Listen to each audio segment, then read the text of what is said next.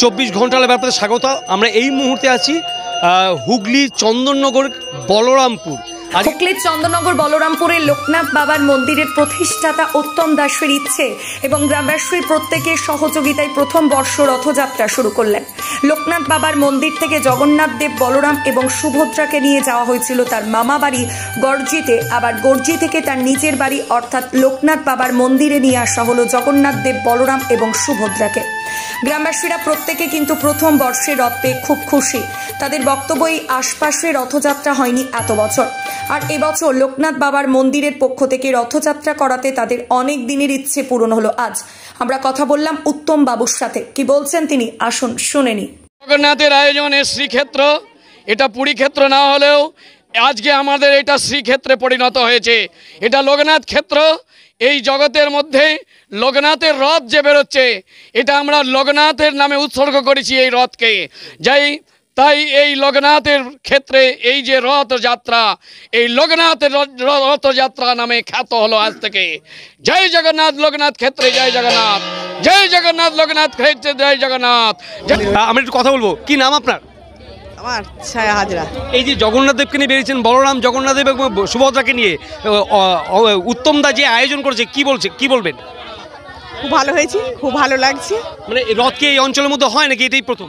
এই প্রথম হচ্ছে আমাদের রথটা, খুব ভালো লাগছে। এই প্রথম এখানে হচ্ছে, খুব আয়োজন করেছে, খুব ভালো লাগছে আমাদের। আমরা রোজের মন্দিরে আসি, আমাদের খুব ভালো লাগছে। মানে এই যে মন্দির হবার পর থেকে যে একটা অনুষ্ঠান, ধার্মিক অনুষ্ঠান, খুব ভালো লাগছে আমাদের, খুব সুন্দর লাগছে আমাদের। উত্তম দার এই প্রয়াসকে কি বলবেন?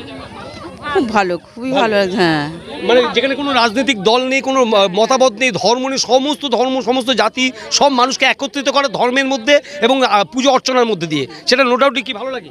খুবই ভালো লাগে আমাদের, খুবই ভালো লাগে। প্রতি সোমবারে আমরা আসি ভোগ খেতে, বাবার ভোগ খেয়ে যাই, আমরা আসি। যেমন না, খুব ভালো লাগছে এখানে, এই প্রথম হচ্ছে রথ, আমাদের খুব ভালো লাগছে। হয়, খুব ভালো লাগে এখানটা, জানলেন তো। এখানে এবার এলে, এখানটা যখন হয়েছে, লোকজন তো প্রচুর আসবে, মেলাও হবে, দেখবে, দেখতেও ভালো লাগবে সব। বলুন এখানে উত্তমদার এই প্রচেষ্টাকে কি বলবেন? ভালো, খুবই ভালো।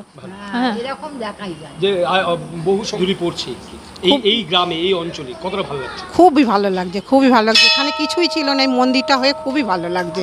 সবাই খুব আনন্দ পায়, সবাই আসেন, পূজা আর্চনা হয়, অনুষ্ঠান হয়, তবে মেলা বসবেন শুনলাম, খুবই ভালো লাগছে। হঠাৎ রথের পরিকল্পনা, কি ব্যাপার? রথের পরিকল্পনা আমাদের ঠাকুরমশাই যিনি ছিলেন, উনি অনেক দিন আগে থেকেই বলেছেন যে এবছর একটা রথ করা হোক। তো আমি হঠাৎ দীঘায় ঘুরতে যাচ্ছিলাম, তারপরে পুরী গেলাম। পুরীতে গিয়ে আমি আমার বন্ধু দুজনে মিলে আমরা ওখান থেকে জগন্নাথকে নিয়ে এলাম। একদম জগন্নাথের মানে চাঁদযাত্রার দিনকে নিয়ে এসে বাবাকে এখানে বসিয়ে, তারপরে আমি এখানে রথ বানাই আমার নিজের কারখানা থেকে বানিয়ে।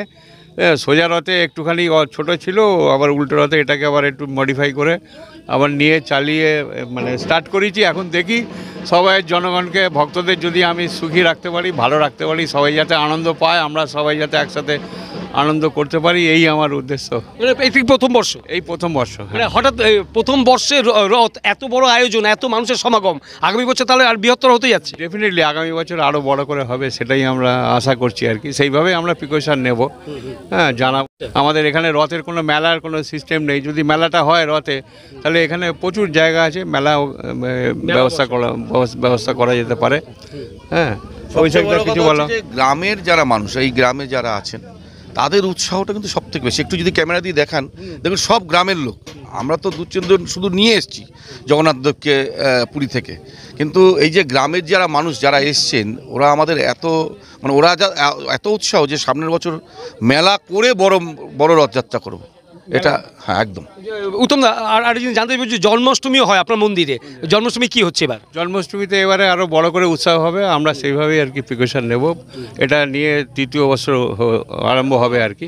তো জন্মাষ্টমীতে ইচ্ছা আছে, তো ওখানেও তখনও একটা মেলা, একটা ছোটোখাটো কিছু করা যায়, বা রেগুলার অনুষ্ঠান যদি কিছু করা যায়। আমাদের জন্মাষ্টমীর দিন, জন্মাষ্টমীর পরের দিন, দুদিনই আমরা মানে অনুষ্ঠান করি মন্দিরে। বিভিন্ন জায়গা থেকে ভক্তরা আসে, হ্যাঁ, এবং সবাই আমরা একত্রে থাকি। এখানে খাওয়া দাওয়া হয়, এখানে আনন্দ করে, পুজো পাঠ, হ্যাঁ, তারপরে হোম যজ্ঞ সমস্ত কিছু করা। আমরা দাঁড়িয়েছি সেই হুগলি ডিস্ট্রিক্ট চন্দননগর বলরামপুর লোকনাথ বাবার মন্দির। ইতিপূর্বে কিন্তু এই অঞ্চলে বহু সংখ্যক মানুষ বলছেন তারা কিন্তু জাগ্রত মন্দির, জাগ্রত বাবা, তারা যে যা মনস্কামনা করছেন সেখানে কিন্তু সম্পূর্ণ সফলতা পান। আর সেই কারণে কিন্তু তার টানে, বাবা লোকনাথের টানে কিন্তু প্রত্যেকটা মানুষ দৈনন্দিন সকাল বিকাল এসে কিন্তু এই মন্দিরে আশ্রয় নেন, বাবার কাছে মানত করেন, বাবার পূজা অর্চনার মধ্যে তারা সামিল থাকেন। অবশ্যই এই লোকনাথ বাবার যিনি এই গোটা মন্দিরটা যিনি তৈরি করেছেন সেই উত্তম দাস, তাকে কিন্তু এই অঞ্চলের মানুষ প্রত্যেকটা মানুষ সাধুবাদ জানাচ্ছে। তার এই প্রচেষ্টা, তার এই ধার্মিক কাজকর্মকে তারা কিন্তু প্রত্যেকেই কিন্তু মনে গেঁথে যাচ্ছেন। তারা বলছেন যে এরকম ধরনের ভাবনা যার মধ্যে কোনো রাজনীতি নেই, ধর্ম নেই, জাত নেই, সব মানুষকে এক ছাতার তলায় এনে তিনি ধর্ম প্রচার করছেন, এটা কিন্তু প্রত্যেকটা মানুষের ভালো লাগা। অবশ্যই 24 ঘন্টা লাইভের পক্ষ থেকে উত্তম দাসকে আমরা অনেক অনেক শুভেচ্ছা জানাবো। এবং এই মন্দিরকে ঘিরে যেমন মানুষের উন্মাদনা উৎসাহ দেখা যাচ্ছে, আগামী দিন এটা আরও বৃহত্তর হোক সেই শুভকামনা রেখেই আপাতত বিদায় নিচ্ছি। ক্যামেরা পার্সনের সঙ্গে আমি সুমন আচার্য, দেখছেন 24 ঘন্টা লাইভ।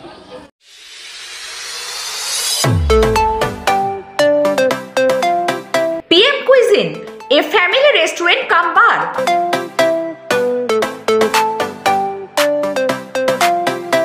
কল্যাণী, কাঁচরাপাড়া ও ব্যারাকপুর শিল্পাঞ্চলে এই প্রথম শান্ত সুস্থ বাতাবরণে পরিবারের সাথে আসুন।